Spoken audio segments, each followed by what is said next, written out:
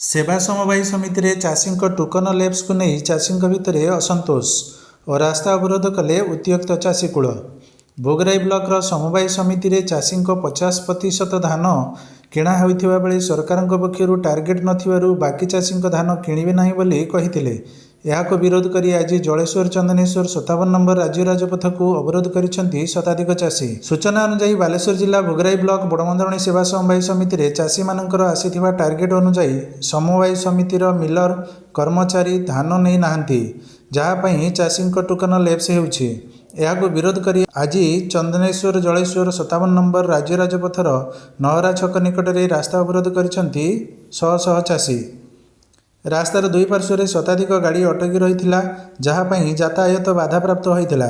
घटनास्थल में कमरदा पुलिस चाषी सहित आलोचना करने पर आंदोलन ओहरी चाषी।